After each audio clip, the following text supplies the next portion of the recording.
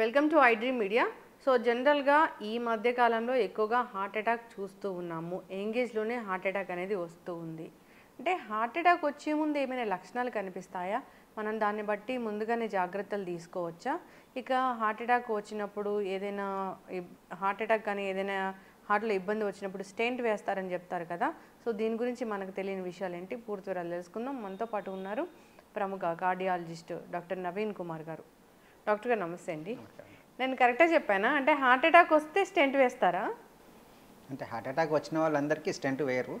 అంటే in the sense ఆ heart attack వచ్చినప్పుడు మన కొరనరీ అనాటమీ అని చూస్తాం. అంటే మన అయితే యాంజియోగ్రామ్ అని చేస్తాం. ఎప్పుడైతే హార్ట్ అటాక్తో పేషెంట్ వచ్చినప్పుడు మనం యాంజియోగ్రామ్ అని చేస్తాం. యాంజియోగ్రామ్లో ఆ వెజల్స్ అనే సూటబిలిటీ అనేది ఉండాలి. కొంతమందికి ఏంటంటే డిఫ్యూజ్ డిసీజ్ ఉంటుంది, వాళ్ళకి స్టెంట్ అనేది సూటబుల్ కాదు కొన్ని సిచ్యువేషన్స్లో. But majority of the times 90% of the times ఎవరికైతే హార్ట్ అటాక్ ఉంటుందో వాళ్ళకి స్టెంట్ వేయడం ద్వారా ఇమీడియట్ రిలీఫ్ అనేది వస్తుంది. సో దట్ ఆ మయోకార్డియం అనేది సేవ్ అవుతుంది. సో వాళ్ళు హార్ట్ ఫెయిల్యూర్లోకి పోకుండా మనం ప్రివెంట్ చేయగలుగుతాం. సో మోర్టాలిటీ అనేది కూడా అంటే డెత్ నుంచి కూడా మనం ప్రివెంట్ చేయగలుగుతాం.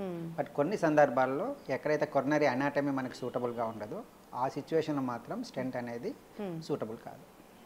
ఇప్పుడు హార్ట్ అటాక్ హార్ట్ ఫెయిల్యూర్ అంటే ఎట్లా చెప్తారు? హార్ట్ అటాక్ అంటే ఏంటంటే గుండెకి సంబంధించి 3 బ్లడ్ వెజల్స్ ఉంటాయి. గుండెకి మనం పంప్ చేయాలి అంటే దానికి 3 బ్లడ్ వెజల్స్ ఉంటాయి. కొరనరీ వెజల్స్ అంటాం. Left coronary artery, right coronary artery, left circumflex artery అనేది ఉంటాయి మనకి. ఆ బ్లడ్ వెజల్స్లో బ్లాక్ వచ్చినప్పుడు సడన్గా గుండెకి ఎనర్జీ అంటే గుండెకి కావాల్సిన ఎనర్జీ తగ్గిపోయినప్పుడు మనం దాన్ని హార్ట్ అటాక్ అంటాం. హార్ట్ ఫెయిల్యూర్ అనేది ఏంటంటే ఆ హార్ట్కు ఉండే కండరం ఏదైతే ఉంటుందో మజిల్, హార్ట్ మనకు మజిల్ పంప్ అవుతున్న మజిల్ ఉంటుంది కదా, ఆ మజిల్ ఏదైతే వీక్ అవుతుందో ఆ వీక్ అవడానికి కారణాలు చాలా. అందులో ఒకటి హార్ట్ అటాక్. హార్ట్ అటాక్ మనం సరిగా ట్రీట్ చేయనప్పుడు అది ప్రొలాంగ్ అయ్యి హార్ట్ ఫెయిల్యూర్ అవుతుంది. అలా కాకుండా కొన్ని కార్డియోమయోపతీస్ అని ఉంటాయి. లైక్ హార్ట్ అనేది అక్కడ మజిల్ వీక్గా ఉంటుంది. కొన్ని హైపర్ట్రోఫిక్ కార్డియోమయోపతి ఉంటుంది, దాంట్లో కూడా హార్ట్ వీక్ అయ్యి కూడా మనకు పంపింగ్ తగ్గుతుంది. కొన్ని పెరిపాటైన్ కార్డియోమయోపతి, ప్రెగ్నెన్సీలో కొంతమందికి హార్ట్ వీక్ అవుతుంది. సో అలాంటి సందర్భాలు కూడా మనం హార్ట్ ఫెయిల్యూర్లోకి వెళ్తాం. అనీమియా, ఎవరికైతే హీమోగ్లోబిన్ తక్కువగా ఉంటుందో వాళ్ళకి మన హార్ట్ అనేది ఎక్కువ హైపర్ ఫంక్షనింగ్ అనేది చేయాల్సి వస్తుంది. ఫర్ ఎగ్జాంపుల్ ఒక 12 గ్రామ్స్ హిమోగ్లోబిన్ చేయాల్సిన పనిని ఫర్ ఎగ్జాంపుల్ ఒక 5 గ్రామ్స్ హిమోగ్లోబిన్ చేయాలన్నప్పుడు డిమాండ్ సప్లై మిస్ మ్యాచ్ వల్ల మనకి హార్ట్ ఫెయిల్యూర్ అనేది వస్తుంది. సో హార్ట్ ఫెయిల్యూర్ అనేది పంపింగ్ అంటే హార్ట్ మజిల్ వీక్ అవడం వల్ల వచ్చే కండిషన్. హార్ట్ అటాక్ అనేది గుండెకి బ్లడ్ సప్లై ఏదైతే ఉంటుందో కొరనరీ ఆర్టరీలో బ్లాక్ రావడం. సో హార్ట్ అటాక్ అనేది ఎక్స్ట్రీమ్లీ ఎమర్జెన్సీ కండిషన్. ఇప్పుడు ఈ బ్లాక్స్ ఉండి స్టెంట్స్ వేస్తే గుండె పదిలమా? సో ఎవరికైతే హార్ట్ బ్లాక్ ఉందో వాళ్ళని మనకు ఆ బ్లడ్ సప్లై ఇంక్రీజ్ చేసినప్పుడు డెఫినెట్గా వాళ్ళకి హార్ట్ అనేది తొందరగా రికవర్ అవుతుంది. హార్ట్ ఫెయిల్యూర్కి వెళ్లకుండా ప్రివెంట్ అవుతారు. ఆ హార్ట్ మజిల్ అనేది రికవర్ అవుతుంది. సో ఎవరికైతే హార్ట్ అటాక్ ఉండి మనం ఇమీడియట్గా స్టెంట్ వేయగలిగి వాళ్ళకి బ్లడ్ సప్లై ఇంప్రూవ్ చేయగలిగితే డెఫినెట్గా వాళ్ళకి మజిల్ అనేది ఇంప్రూవ్ అవుతుంది. సో వాళ్ళు మనం డెత్ నుంచి ప్రివెంట్ చేయగలం. ఇప్పుడు ఒక స్టెంట్ వేశారు, ఒక అంటే ఆర్టరీస్ బ్లాక్ అంటాము మనం, కొరనరీ ఆర్టరీ బ్లాక్ అంటాం. ఒక దానికి బ్లాక్ వచ్చింది, అక్కడ మనం స్టెంట్ వేశారు అంటే మిగతా వాటికి వచ్చే ఛాన్స్ ఉండదా డాక్టర్ గారు? అంటే ఫస్ట్ మనకి ఏదైతే మామూలుగా బ్లడ్ వెజల్లో బ్లాక్ ఎక్కడైనా రావచ్చు, ఏ వెజల్లోనే రావచ్చు. బట్ అది యూజువల్గా ఒక వెజల్లో వస్తుందా 2 వెజల్లో వస్తుందా అనేది మనకు ఆ పేషెంట్ వచ్చిన సందర్భం బట్టి మన యాంజియోగ్రామ్ చూస్తాము, దాంట్లో ఉంటుంది. But majority of the times మనకు వచ్చే టైమ్స్లో 1 or 2 బ్లాక్స్ ఎక్కువగా ఉంటుంది. కొన్నిట్లో 3 బ్లాక్స్ ఉంటాయి. ఎవరైతే 3-4 చోట్ల బ్లాక్స్ అనాటమీ సూటబుల్గా లేని బ్లాక్స్ ఉన్నప్పుడు మనం బైపాస్ సర్జరీకి వెళ్తాం. బట్ మేజర్గా అక్యూట్ అటాక్ ఏదైతే వచ్చినప్పుడు మనం ఇమీడియట్గా first stent is the highest priority. ఎప్పుడైతే స్టెంట్ వేయలేని సిచ్యువేషన్ లైక్ చెప్పినాను కదా అనాటమీ సూటబుల్గా లేనప్పుడు అలాంటి సందర్భాల్లో మాత్రం పేషెంట్ స్టెబిలైజ్ చేసిన తర్వాత మనం బైపాస్ సర్జరీకి పంపిస్తాం. బైపాస్ సర్జరీస్ అంటే మొత్తం హార్ట్ ఓపెన్ చేసి చేస్తారా? హార్ట్ ఓపెన్ చేసి ఇప్పుడు ఫర్ ఎగ్జాంపుల్ 3 బ్లడ్ వెజల్స్ ఉంటాయి నేను చెప్పాను కదా, ఆ 3 మల్టిపుల్ చోట్ల బ్లాక్స్ ఉన్నాయి. మనం స్టెంట్ వేయాలంటే మల్టిపుల్ స్టెంట్స్ వేయాలి. సో అలాంటి సిచ్యువేషన్లో మనం బైపాస్ సర్జరీకి ప్రిఫర్ చేస్తాం. ఎందుకు అంటే మల్టిపుల్ స్టెంట్స్ ఉన్నప్పుడు number of length of the stent పెరిగిన కొద్దీ మళ్ళీ స్టెంట్ బ్లాక్ అయ్యే టెండెన్సీ అనేది పెరుగుతుంది. సో వాళ్ళకి మనం బైపాస్ సర్జరీ అని ప్రివెంట్ చేస్తాం. కొన్ని సిచ్యువేషన్స్లో ఆ బైపాస్కి మన టార్గెట్స్ అంటాం. అంటే ఎక్కడైతే బ్లాక్ కింద వెజల్ నార్మల్గా ఉండాలి. సో వాళ్ళ టార్గెట్స్ బాగా ఉంటే బైపాస్ సర్జరీ సక్సెస్ అనేది ఎక్కువగా ఉంటుంది. కొంతమందికి డిఫ్యూజ్ డిసీజ్ ఉంటుంది, అంటే పైనుంచి కింద వరకు మొత్తం డిసీజ్ ఉంటుంది. ఆ చోట్ల మనం బైపాస్ సర్జరీ చేయడం డిఫికల్ట్గా ఉంటుంది. అలాంటి సందర్భాల్లో మనం ప్రిఫరబుల్గా కొన్ని లిబరల్ స్టెంటింగ్ వేసి వీలైనంత వరకు బ్లడ్ సప్లై ఇంక్రీజ్ చేస్తాం. సో కొన్ని సిచ్యువేషన్స్లో బైపాస్ కూడా డిఫికల్ట్ అవుతుంది. బైపాస్ సర్జరీ అంటే ఆ గుండె తీసి బయట పెట్టి దాన్ని మొత్తం ట్రీట్మెంట్ అనేది ఇస్తారా డాక్టర్ గారు? అప్పుడు వాళ్ళు ఎలా వెంటిలేటర్ మీద ఉంటారా ఇట్లాగా? బైపాస్ గుండె తీయడం కాదు, మనం మామూలుగా ఏంటంటే స్టెర్నాటమీ అంటాం. ఈ స్టెర్నం ఏదైతే ఉందో దాన్ని ఓపెన్ చేస్తాము, చేసి మనం పేషెంట్ని బైపాస్ హార్ట్ లంగ్ మిషన్ అంటుంది, బైపాస్ మిషన్కు పంపిస్తాము. తర్వాత హార్ట్ బీటింగ్ సర్జరీ 2 ఉంటాయి. Heart beating surgery on pump of pump అని 2 చేస్తారు. సో బీటింగ్ సర్జరీలో ఎక్కడి నుంచి అయితే మన బ్లాక్ ఉందో బ్లాక్ని బైపాస్ చేస్తాం. నార్మల్గా బ్లాక్ ఉండే రూట్ కాకుండా మీరు create alternative route, so that మనం హార్ట్ మజిల్కి బ్లడ్ సప్లై వస్తాం. ప్రాణం పోస్తున్నట్లే, ఇంకా వెళ్ళిపోతున్న ప్రాణాన్ని మీరు నిలిపి మళ్ళీ తిరిగి వాళ్ళకి ప్రాణం పోస్తున్నట్లేగా డాక్టర్ గారు? అంతే అండి. హార్ట్ ఆ టైంలో ఆర్టిఫిషియల్గా కొట్టుకుంటుంది అంతేనా? అవును, అంటే 2 ఉంటాయి. బీటింగ్ హార్ట్ అని నార్మల్ పేషెంట్ బీట్ చేస్తున్నప్పుడు సర్జరీస్ చేస్తాము. కొన్ని సిచ్యువేషన్స్లో మనకు సర్జరీ డ్యూరేషన్ ఎక్కువ ఉన్నప్పుడు, పంపింగ్ చాలా తక్కువగా ఉన్నప్పుడు ఏం చేస్తామంటే హార్ట్ని alternate machine, heart lung machine మీద పంపించేసి then we do the surgery, then will come back make the heart to beat again. అంటే ఈ సర్జరీ అనేది ఎంత టైం పడుతుంది అసలు? సో హార్ట్ సర్జరీస్ యూజువల్గా బైపాస్ సర్జరీస్ మనకి 3 to 4 hours పడుతుంది. But depends on complexity. లోపల కాంప్లెక్స్ లీజన్స్ ఉన్నప్పుడు ఇంకొంచెం టైం ఎక్కువ పట్టచ్చు. ఎస్. సక్సెస్ రేట్ ఎలా ఉంటుంది డాక్టర్ గారు ఇది? యూజువల్గా బైపాస్ సర్జరీ ఈవెన్ స్టెంటింగ్ అయినా సక్సెస్ రేట్ బాగానే ఉంటుంది, బట్ 5 to 10% రిస్క్ అనేది ఎక్కువగా ఉంటుంది. బట్ ఎవరికైతే పంపింగ్ తక్కువగా ఉంటుందో, అంటే ఎజెక్షన్ ఫ్రాక్షన్ అంటాం, సో హార్ట్ పంపింగ్ ఎవరికైతే తక్కువగా ఉంటుందో వాళ్ళకి కొంచెం రిస్క్ అనేది ఎక్కువగా ఉంటుంది. బట్ హార్ట్ పంపింగ్ మంచిగా అంటే స్టేబుల్ ఉన్నప్పుడు మనకు వాళ్ళకి రిజల్ట్స్ అనేవి చాలా బాగుంటాయి. ఇప్పుడు హార్ట్ అటాక్, హార్ట్కి సంబంధించిన ఇష్యూస్ ఈ కోవిడ్ తర్వాతనే ఎక్కువ అయ్యాయి అంటున్నారు, వాస్తవమేనా? కోవిడ్ తర్వాత హార్ట్ అటాక్స్ అనేది పెరిగాయి. కాకపోతే రీజన్ అనేది ఏంటంటే బేసిక్గా పోస్ట్ కోవిడ్లో మనకు సెడెంటరీ స్టైల్ అనేది ఎక్కువగా అలవాటు పడ్డాం. వర్క్ ఫ్రమ్ హోమ్ కల్చర్లో మనకి ఇన్యాక్టివ్ అంటే ఇంట్లోనే వర్క్ చేయడం మూలంగా ఎక్సర్సైజ్ కెపాసిటీస్ తగ్గడం, ఒబేసిటీ అనే రిస్క్ ఫ్యాక్టర్స్ పెరగడం, సో ఇలాంటివి మనకి ఎక్కువ ఉన్న మూలంగా అదొక మేజర్ రిస్క్ ఫ్యాక్టర్స్తో మనకు అవుతున్నాయి. బట్ కొన్ని ఈ మధ్యన ఏంటంటే మనకు వ్యాక్సినేషన్ కూడా కంట్రిబ్యూషన్ చేస్తుందో అన్నారు. But initial studies they show that కొంచెం బ్లడ్ క్లాటింగ్ టెండెన్సీ వ్యాక్సినేషన్ వల్ల ఉంటుంది అని చెప్పారు. బట్ రీసెంట్ స్టడీస్ అన్ని మల్టీ అనాలిసిస్ అంటే డిఫరెంట్ కంట్రీస్లో చేసిన స్టడీస్ అన్ని పూల్ చేసి మన అనాలిసిస్ చేసిన తర్వాత వ్యాక్సిన్ కంట్రిబ్యూషన్ అనేది నెగ్లిజిబుల్ అని నిర్ధారణ అయింది. సో వ్యాక్సిన్ వల్ల మనకి హార్ట్ అటాక్స్ పెరుగుతుంది అనేది ఒక అపోహ మాత్రమే. వ్యాక్సిన్ వల్ల కాదు, రక్తం గడ్డకట్టడం వ్యాక్సిన్ వల్ల, ఒక టైప్ ఆఫ్ వ్యాక్సిన్ వేసుకుంటే రక్తం గడ్డకడుతుంది అట్లాంటివి ఏం లేవు అయితే? అలానే ఇనిషియల్ స్టడీస్లో మనకు కొన్ని స్టడీస్ వల్ల తెలిసింది. బట్ వెన్ వీ పూల్ అంటే డిఫరెంట్ కంట్రీస్ డేటా పూల్ చేసిన తర్వాత మనకు వచ్చిన ఆన్సర్ ఏంటంటే వ్యాక్సిన్ కంట్రిబ్యూషన్ అనేది వెరీ వెరీ నెగ్లిజిబుల్. ఈ రక్తం గడ్డకట్టడం అనేది అంటే గుండెకు వెళ్ళే రక్తనాళాల్లో రక్తం గడ్డకట్టడం అనేది అసలు ఎందుకు జరుగుతుంది? సో ఒకటేంటంటే మనకి బాడీలో ఈ blood vessel, coronary blood vessel ఏమవుతుందంటే కొలెస్ట్రాల్ డిపాజిషన్స్ అనేది స్లోగా జరుగుతుంటుంది. ఇది ఓవర్ నైట్లో క్లాట్ అనేది జరగదు. సో బాడీలో ఆల్రెడీ ఒక ప్లాక్ అనేది డిపాజిట్ అవుతుంది బ్లడ్ వెజల్ లోపల. మనకి ఎప్పుడైతే రిస్క్ ఫ్యాక్టర్స్ ఉంటాయి like hyper tension, BP, obesity, stress, smoking, alcohol, ఇవి ఎవరికైతే ఉంటాయో వాళ్ళకి ఏమవుతుందంటే ఈ బ్లడ్ వెజల్ మీద స్ట్రెస్ ఉండి ఎండోథీలియం లోపల బ్లడ్ వెజల్ ఉండే ఒక లేయర్లో చిన్న ఇంజరీస్, మైక్రో ఇంజరీస్ జరుగుతాయి. ఆ మైక్రో ఇంజరీస్ జరిగి దాంట్లో మనకి అక్కడ కొలెస్ట్రాల్ డిపాజిషన్ ప్రాసెస్ అనేది స్టార్ట్ అవుతుంది. దాన్ని మనం అథెరోస్క్లెరోసిస్ అంటాం. సో అథెరోస్క్లెరోసిస్ వరకు ఒక ప్లాక్ అనేది ఫామ్ అవుతుంది.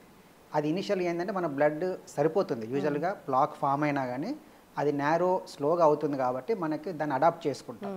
ఎప్పుడైతే మన ప్లాక్ రప్చర్ అవుతుందో అంటే సడన్గా ఆ ప్లాక్కి దాంట్లో టెన్షన్ పెరిగి అది రప్చర్ అయినప్పుడు అది కంప్లీట్ బ్లడ్ వెజల్ మూసేస్తుంది. అది మనం హార్ట్ అటాక్గా ప్రజెంట్ అవుతారు. కొంతమంది ఏమవుతుందంటే హార్ట్ రప్చర్ కాకుండా కూడా ఆ డిసీజ్ అనేది ప్రోగ్రెస్ అయ్యి స్లోగా ప్రోగ్రెస్ అయ్యి నేరో అయిపోతుంది. అలాంటి సందర్భంలో కూడా వాళ్ళు మనకి హార్ట్ అటాక్గా ప్రజెంట్ అవుతారు. ఈ హార్ట్ అటాక్ అనేది ఆల్ ఆఫ్ సడన్గా వస్తుందా? ఒక నెల ముందు, ఒక 10 రోజుల ముందు, 1 వీక్ ముందు, లేదా 1 డే ముందు ఏమైనా లక్షణాలు కనిపిస్తాయి డాక్టర్ గారు? 2 కారణాలు ఉంటాయి. ఒకటేమో సడన్గా రావచ్చు. సడన్గా రావడానికి మేజర్ కారణాలు ఏంటి అంటే స్మోకింగ్. సో ఎవరికైతే క్రానిక్ స్మోకింగ్ హ్యాబిట్ ఉన్న వాళ్ళకి ఏమవుతుందంటే బాడీలో ఆ క్లాట్ ఏదైతే ఉంటుందో నేను చెప్పాను కదా, రప్చర్ అవుతుందో సడన్గా రప్చర్ అయ్యి రావచ్చు. బట్ అలా కాకుండా మెజారిటీ ఆఫ్ ద పేషెంట్స్లో మనకి కొంచెం ప్రియంటివ్ సిమ్టమ్స్ తెలుస్తాయి ముందు. మన హార్ట్ అటాక్ రావడానికి కొద్ది రోజుల ముందు, కొన్ని నెలల ముందు కూడా మనకు కొన్ని సిమ్టమ్స్ అనేవి తెలుస్తుంది అనమాట. ఎట్లాంటి సిమ్టమ్స్ మేము తెలుసుకోవచ్చా? దాన్ని బట్టి మాకు హార్ట్ అటాక్ వస్తుందో లేదో ముందుగానే తెలుసుకుని డాక్టర్ దగ్గరికి వెళ్ళొచ్చా? వెళ్ళొచ్చు. Majority most of the times మనకు హార్ట్ అటాక్ వచ్చే ముందు ఏంటంటే కొంచెం దూరం నడుస్తున్నప్పుడు మనకు ఆయాసం రావడం కానీ, లేదంటే రిట్రోస్టాన్ ఛాతిలో బర్నింగ్, ఒక రకమైన బర్నింగ్ పెయిన్ రావడం కానీ, ఒక్కొక్కసారి ఏమవుతుందంటే జా పెయిన్ లాగా కూడా ప్రజెంట్ అవుతారు. మనకి జా పెయిన్ రాగానే ఈ థ్రోట్లో చోకింగ్ సెన్సేషన్ లాగా వస్తుంది. ఒక్కొక్కసారి మనం కొంచెం అన్నం తిన్న తర్వాత కానీ చోకింగ్ సెన్సేషన్ లాగా రావడం. ఇంతకుముందు చేస్తున్న పని, ఫర్ ఎగ్జాంపుల్ రోజు మనం వాకింగ్ వెళ్ళినప్పుడు ఒక 1 కిలోమీటర్ వెళ్ళామనుకోండి, ఈరోజు ఒక 1/2 కిలోమీటర్కే మనకు ఒక అనీజినెస్, ఫెటిగ్ అనేది రావడం. సో ఇవన్నీ కూడా మనకి ప్రియంటివ్ సిమ్టమ్స్. మన హార్ట్ అటాక్ రావడానికి ఈ సిమ్టమ్స్ ముందుగా మనకు తెలుస్తాయి. But most of the times ఏంటంటే అది మనం దాన్ని రికగ్నైజ్ అంటే మనం ఇగ్నోర్ చేస్తూ ఉంటాం. అది ఈరోజు నేను ఎక్కువ అన్నం తిన్నానో, లేదంటే ఈరోజు నైట్ నాకు స్లీప్ లేదనో, వీళ్ళు attribute to some other thing. That's why we miss the most of these symptoms. అవును, ఇట్లా ఏం లేకుండా కూడా హార్ట్ అటాక్ రావచ్చు. ఇది ఏమి లేకుండా రావడానికి వచ్చే కారణాలు చాలా తక్కువగా ఉంటాయి. Most of the times 80% of the పీపుల్లో ఏదో ఒక సిమ్టమ్ మనకు ముందే తెలుస్తుంది.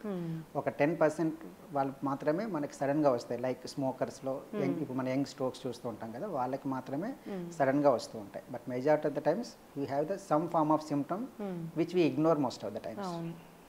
ఇట్లాంటి ఏదైనా లక్షణం కనిపించినప్పుడు డాక్టర్ దగ్గరికి వెళ్తే అసలు ఏం జరుగుతుంది అనేది వాళ్ళు చెప్పేస్తారు.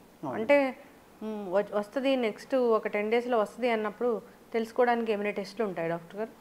ఒకటి, మనకి ఎప్పుడైతే నేను చెప్పిన సిమ్టమ్స్, ఏదైనా పెయిన్ యాంగిల్ ఆఫ్ ద జా నుంచి అబోవ్ ద అంబులికస్ వరకు ఏ పెయిన్ వచ్చినా మనకు కొంచెం ఎగ్జర్షన్ అంటే కొంచెం యాక్టివిటీతో కూడా మనలో ఆ సిమ్టమ్స్, చెస్ట్ పెయిన్ కానీ, ఆయాసం కానీ, ఫెటిక్ కానీ, అనీజీనెస్ కానీ అనిపించినప్పుడు మన డాక్టర్ని సంప్రదించి టెస్టులు చేయించుకోవడం వల్ల మనం ఎర్లీగా డిటెక్ట్ చేయగలం.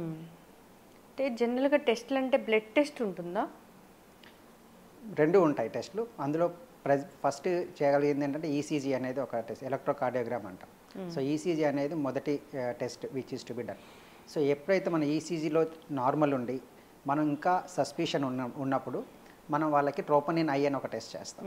సో అది బ్లడ్ టెస్ట్. దాంట్లో ఏమవుతుందంటే మనకు ఎప్పుడైతే మనకు ఆ సిమ్టమ్స్ ఉండి మనకు ఈ ఈసీజీ ద్వారా బయటనప్పుడు ట్రోపోనిన్ ఐ ద్వారా కూడా బయటపడుతుంది. సమ్ టైమ్స్ ఇంకా మనం ఫర్దర్గా ఏంటంటే 2D ఎకో అనే టెస్ట్ ఉంటుంది. 2D ఎకో ఏమవుతుందంటే బాడీ కాంట్రాక్షన్లో కొన్ని చేంజెస్ వస్తాయి. ఒక segment of the heart contraction తగ్గడం కానీ అలాంటి వల్ల కూడా మనం హార్ట్ అటాక్ని ఎర్లీగా గుర్తు చేయగలం. ఇవన్నీ కాకుండా కూడా నార్మల్గా ఉన్నప్పుడు మనం ట్రెడ్మిల్ టెస్ట్ అని ఒకటి ఉంటుంది. ట్రెడ్మిల్ అంటే పేషెంట్ని ఎగ్జర్షన్ చేపిస్తాం. ఒక బెల్ట్ మీద గ్రాడ్యువల్గా అతని స్పీడ్ ఇంక్రీజ్ చేస్తూ హార్ట్లో ఉన్న ఈసీజీని రికార్డ్ చేస్తాం. అప్పుడు మనకు తెలుస్తుంది అతను ఎగ్జర్షన్ అయినప్పుడు ఏం జరుగుతుంది ఈసీజీలో, అది మనం ఫైండ్ అవుట్ చేయగలం. సో ట్రెడ్మిల్ ద్వారా మనము ఈ హార్ట్ అటాక్ సంబంధించిన సిమ్టమ్స్ని ఫైండ్ అవుట్ చేయగలం. అది కాకుండా సిటీ కొరనరీ యాంజియోగ్రామ్, ఎవరైతే ఈ 4 టెస్ట్లో కూడా మనకు బయటపడిన సందర్భం but still patient has symptoms ఉన్నప్పుడు సిటీ కొరనరీ యాంజియోగ్రామ్ అనే టెస్ట్ కూడా చేయొచ్చు. దాంట్లో కూడా మనకు ఫైండ్ అవుట్ అవుతుంది. దాంట్లో మనం కాల్షియం స్కోర్ అనేది చూస్తాం, కొరనరీ అనాటమీ చూస్తాం, దాంట్లో మనకు తెలుస్తుంది. మాకు తెలుసుకోవాలని ఉంది ఎప్పుడైనా వస్తుందేమోనని అంటే ర్యాండమ్గా అందరూ చేయించుకోగలిగే టెస్ట్ ఏమైనా ఉంటుందా?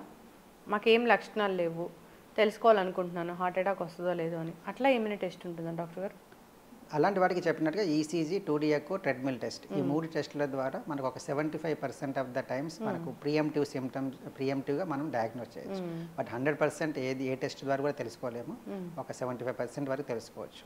సిటీ కాల్షియం స్కోర్ ఇంకొక 5 to 10% అడిషనల్, అప్ టు 85% వరకు కూడా మనం దాని ద్వారా తెలుసుకోవచ్చు.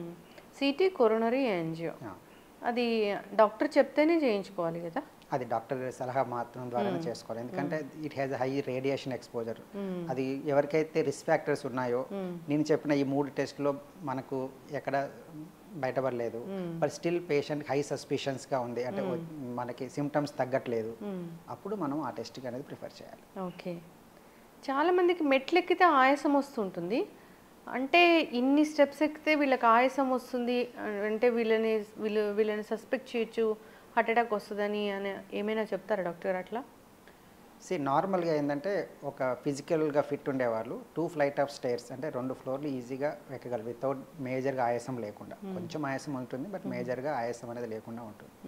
అలా కాకుండా ఎవరైతే first one flight of step ఒక ఫ్లోర్కి వెళ్ళగానే ఆయాసం వస్తుంది అంటే we should suspect them, we should evaluate for them. Okay. కొందరిలో ఆయాసం లేకుండా కూడా మనము హార్ట్ అటాక్ వచ్చే ఛాన్స్ అనేది ఉంటుంది. అంటే ఆయాసం లేకుండా వాళ్ళకి చెస్ట్ పెయిన్ రావచ్చు.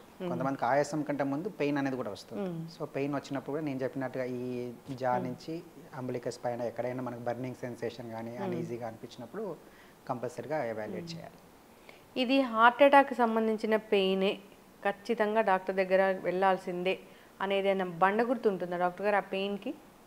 సో ఆ గుండెకి సంబంధించిన చెస్ట్ పెయిన్ ఎలా ఉంటుందంటే అన్బేరబుల్ పెయిన్ ఉంటుంది. అంటే ఇలాంటి పెయిన్ నేను ఇంకా ఈ మధ్య కాలంలో ఎప్పుడూ నాకు అలాంటి పెయిన్ రాలేదు అని నీకు అనిపించినప్పుడు. నెంబర్ 2, నేను కొంచెం దూరం నడవగానే నాకు ఆ పెయిన్ అనేది పెరుగుతుంది, నాకున్న పెయిన్ పెరుగుతుంది అనిపించినప్పుడు. కొంచెం దూరం నడవగానే నా పెయిన్తో పాటు కొంచెం ఆయాసం కూడా వస్తుంది. ఇది నేను ఈ మధ్య కాలంలో ఎప్పుడు ఇలాంటి డిస్కంఫర్ట్ నేను ఫస్ట్ టైం లైఫ్లో నేను ఫీల్ అవుతున్నాను అనిపించినప్పుడు that is the time we have to reach to the hospital as early as possible. చాలామంది మాకు తెలిసిన డాక్టర్ దగ్గరికి వెళ్ళాలి అని టైం అంతా వేస్ట్ చేస్తూ ఉంటారు. ఏం చెప్తారు డాక్టర్ గారు అలాంటి వాళ్ళకి? ఎప్పుడైనా చెస్ట్ పెయిన్ సివియర్గా ఉన్నప్పుడు మనం వీ షుడ్ నాట్ డిలే. ఎందుకంటే మనం హార్ట్ అటాక్ వచ్చిన తర్వాత మనం ఎంత డిలే చేస్తే మన మజిల్ అనేది అంత డ్యామేజ్ అవుతూ ఉంటుంది. డ్యామేజ్ అయిన మజిల్ని తిరిగి ఏ డాక్టర్ కానీ ప్రపంచంలో ఎవరు తీసుకురాలేరు. అది డ్యామేజ్ కాకముందే మనం కాపాడాలి. అంటే మనం ఎంత ఎర్లీగా డాక్టర్ గారి దగ్గరికి వెళ్ళి ఎంత ఎర్లీగా మనం బ్లడ్ సప్లై మళ్ళీ రీవాస్కులరైజ్ చేయగలిగితే మన మజిల్ అంత నార్మల్కి వస్తుంది. సో మన రికమెండేషన్స్లో ఏంటంటే ఎవ్రీ 30 minutesకి the percentage of damage keep on multiply. So కాబట్టి మనం టైంని వేస్ట్ చేయకుండా నియరెస్ట్ హాస్పిటల్కి వెళ్ళి ముందు we should make our treatment first. Doctor గారు, ఇప్పుడు మెన్ ఉమెన్ వీళ్ళు ఎక్కువగా హార్ట్ అటాక్ ఎవరికి వస్తుంది? యూజువల్గా ఉమెన్స్లో వాళ్ళకి ఎవరికైతే వాళ్ళ మెన్స్ట్రువల్ పీరియడ్లో ఉన్నప్పుడు they have the protected from the heart. So up to 45 years వరకు చూస్తే men has more heart disease prone for the females. After 45 years యూజువల్గా men and women have the similar risk. అంటే జనరల్గా టెస్టులు అంటే ఈసీజీ 2D ఈకో ఇవేనా, ఇంకా జనరల్గా ఖచ్చితంగా 40 తర్వాత ఈ టెస్టులు మీరు ఖచ్చితంగా చేయించుకోవాలి అనేది ఏమైనా ఉంటుందా? సో ఇన్ అడిషన్ ఎవరికైతే రిస్క్ ఫ్యాక్టర్స్ ఎక్కువగా ఉంటాయో, నేను చెప్పినట్టు ఫ్యామిలీ హిస్టరీ ఉండొచ్చు, డయాబెటీస్ ఉండొచ్చు, హైపర్ టెన్షన్ ఉండొచ్చు, ఒబేసిటీ, స్మోకింగ్, ఇలాంటి ఎవరికైతే కొలెస్ట్రాల్ నార్మల్గా ఎవాల్యుయేషన్లో కొలెస్ట్రాల్ హై లిపిడ్ లెవెల్స్ ఉన్న వాళ్ళకి ఏంటంటే మన ఎవాల్యుయేషన్లో హెచ్ఎస్సిఆర్పి అనే ఒక టెస్ట్ కూడా ఉంటుంది. అది ఏం చెప్తుందంటే మన బాడీలో ఇన్ఫ్లమేటరీ మార్కెట్ ఎంత హైలో ఉన్నాము, మనం ఎంత ప్రోన్గా ఉన్నాము అని తెలుపుతుంది. ఎవరికైతే అది ఎక్కువగా ఉందో వాళ్ళు ఫర్దర్గా నేను చెప్పిన కార్డియాక్ టెస్ట్లకు వెళ్ళాల్సి ఉంటుంది. HSCRP high sensitive CRP. అప్పట్లో కోవిడ్ టైంలో డైమర్ టెస్ట్ అని రాసేవాళ్ళు కదా డాక్టర్ గారు, అది ఏంటి? డైమర్ ఏంటంటే బాడీలో మనకి క్లాటింగ్ టెండెన్సీస్ ఉన్నాయి చెప్తాయి. బట్ అది ఎక్కడ ఉంటుందంటే యూజువల్గా దట్ ఈస్ నాట్ హార్ట్కి కోరిలేట్ చేయడం. లైక్ పెరిఫెరల్గా డీవీటీ అంటాం. సో లెగ్లో క్లాట్ వచ్చే టెండెన్సీ కానీ, పల్మనరీ ఆర్టరీ అంటాం, పల్మనరీ థ్రాంబోఎంబాలిజం అంటాం. అలాంటి క్లాటింగ్ టెండెన్సీస్ ఉన్న వాళ్ళలో ఆ డైమర్ అనేది పెరుగుతుంది. బట్ యూజువల్గా కొరనరీ ఆర్టరీ డిసీజ్లో డైమర్కి పెద్ద రిలేషన్ లేదు. హార్ట్ బాగుండాలి, పదిలంగా ఉండాలి, హార్ట్కి సంబంధించిన ఇష్యూస్ రాకూడదు, ఇప్పటివరకైతే రాలేదు అన్నప్పుడు ఖచ్చితంగా ఎలాంటి జాగ్రత్తలు తీసుకోవాలి? ఒకటి ఫస్ట్ ఏంటంటే మనము మన ఎక్సర్సైజ్ మీద ఫస్ట్ లైఫ్ స్టైల్ మోడిఫికేషన్తో స్టార్ట్ చేయాలి. So everybody irrespective of our age we should start minimum 40 minutes of walking every day మనం చేయాలి. నెంబర్ 1. నెంబర్ 2, మన లైఫ్ స్టైల్లో లైక్ బ్యాలెన్స్డ్ డైట్ అనేది తీసుకోవాలి. High cholesterol like junk food కానీ కాకుండా you should have the proper balanced diet చూసుకోవాలి. Number 2. Number 3 ఏంటంటే మనకి హ్యాబిట్స్ లైక్ స్మోకింగ్, ఆల్కహాల్ ఉంటే వాటిని క్విట్ చేయాలి. తర్వాత మనకు ఆల్రెడీ డిసీజ్ ఉన్నాయి లైక్ డయాబెటీస్ కానీ హైపర్ టెన్షన్ ఉన్నాయి, వాటిని కంట్రోల్ చేసి మెడికేషన్ అనేది రెగ్యులర్గా వాడాలి. నేను 2 రోజులు అటు వెళ్ళాను, ఈ ఊరెళ్ళాను మిస్ చేయడం వల్ల ఏమవుతుందంటే మన బాడీలో ఆ రిస్క్ అనేది పెరుగుతూ ఉంటుంది. సో ఒకరోజు స్కిప్ చేసినా మనకు ఆ రిస్క్ అనేది పెరుగుతూ ఉంటుంది. తర్వాత ఏంటంటే ఒబేసిటీ. నవ్వు ఏమవుతుందంటే ఈ ప్రజెంట్ జనరేషన్లో సెడెంటరీ స్టైల్, చిన్నపిల్లలకి మనం we are because taking care of the children so carefully, so there childhood obesity is happening. So అదేమవుతుంది, చైల్డ్హుడ్ ఒబేసిటీ ఇది silent risk factor for all the people nowadays. And another thing is the obstructive sleep apnea అంటాం. obstructive sleep apnea అంటే కొంతమంది obese ఉండడం వల్ల కదా, కొంతమంది normal obese లేకపోయినా ఏమవుతుందంటే స్నోరింగ్ అనేది వస్తుంది నైట్లో. సో ఆ స్నోరింగ్ అనేది కూడా మనకి స్లోగా ఆక్సిజన్ లెవెల్స్ని బాడీకి తగ్గించి అదొక రిస్క్ ఫ్యాక్టర్.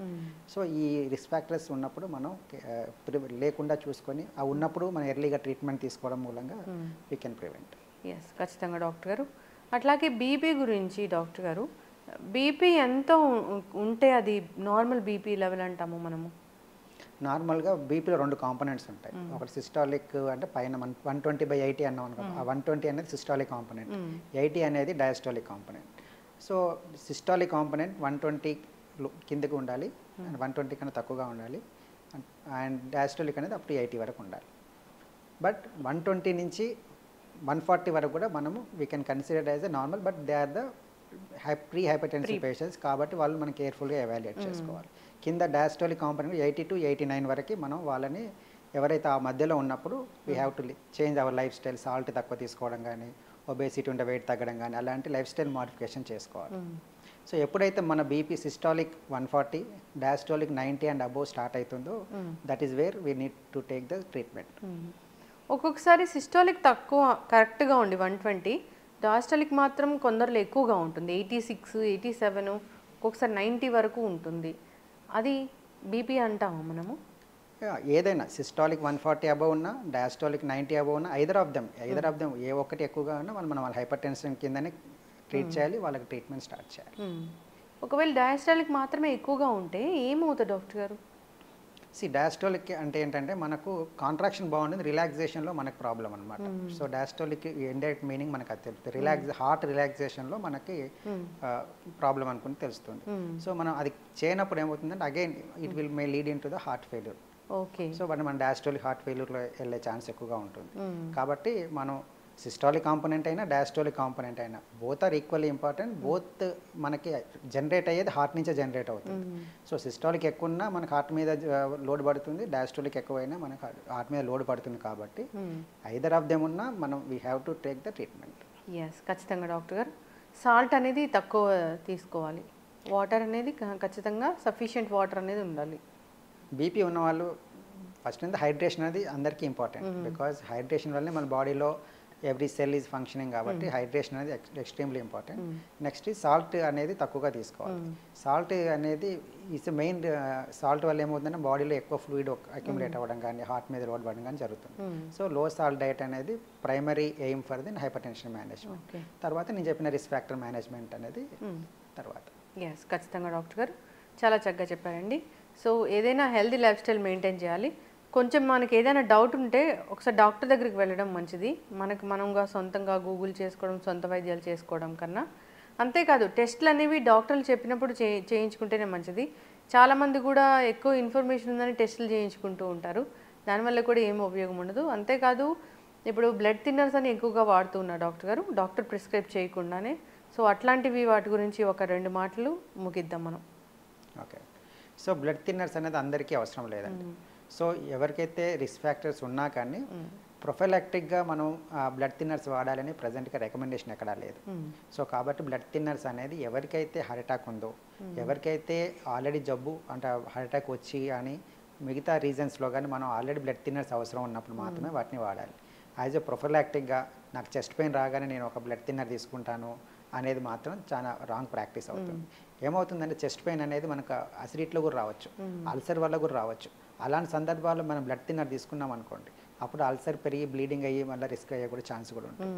సో ఏదైనా బ్లడ్ థిన్నర్స్ ఇండికేషన్ లేకుండా అంటే అవసరం లేకుండా డాక్టర్ ప్రిస్క్రిప్షన్ లేకుండా మనం తీసుకోవడం అనేది అంత శ్రేయస్కరం కాదు. ఎస్, చక్కగా చెప్పే డాక్టర్ గారు. హార్ట్ అటాక్ గురించి, వచ్చే ముందు లక్షణాలు, ఇలాంటి వాటి గురించి తీసుకోవాల్సిన జాగ్రత్తలు ఫాలో అవ్వాలని కోరుకున్నాం. ఈ హార్ట్కి సంబంధించిన ఇష్యూస్ గురించి మనం సిరీస్ కంటిన్యూ చేద్దాం డాక్టర్ గారు. రకరకాల ఇష్యూస్ గురించి మనం డిస్కస్ చేద్దాము. చక్కటి ఇన్ఫర్మేషన్ అండి, ధన్యవాదాలు. Sir, one life lesson what medicine has taught you. Whatever you can do without expecting. But I really believe మన పాజిటివ్ యాటిట్యూడ్ ఉంటేనే మనం ఏదైనా సాధించగలం. గట్ని మనం కరెక్ట్గా డీల్ చేసినట్లయితే అది మనకి పాజిటివ్ హార్మోన్స్ని రిలీజ్ చేస్తుంది. షుగర్ వచ్చిన వాళ్ళ పరిస్థితి ఏంటి? పొట్ట దగ్గర పెరిగితే దాన్ని ఆండ్రాయిడ్ అంటారు, ఆండ్రాయిడ్ ఫోన్ కదా. అసలు థాట్స్ ఎందుకు వస్తాయి? బ్రెయిన్ డెడ్ అంటే దానికి ప్రపంచం అంతా కూడా కొన్ని నిర్దిష్టమైనటువంటి లక్షణాలు ఉంటాయి. మానసికంగా ధైర్యంగా ఉంటే క్యాన్సర్ జయించవచ్చు. You are a doctor for a cause sir, అంతే. వాళ్ళకి వచ్చిన ఆదాయం కాకుండా ఫ్రీ సర్వీస్ ఎంతమందికో చేస్తుంది.